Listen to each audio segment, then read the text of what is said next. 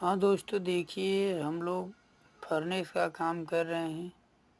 ये है मेरा दोस्त विजय, जो कि क्रिम्पिंग टूल्स के द्वारा लक को लगा रहे हैं।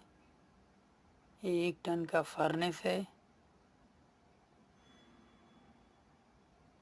इसको बहुत प्रॉपर इसको लगाया जाता है, जिससे कि हमारे फर्नेस में कोई स्पार्क ना हो और फर्नेस सही से काम करे।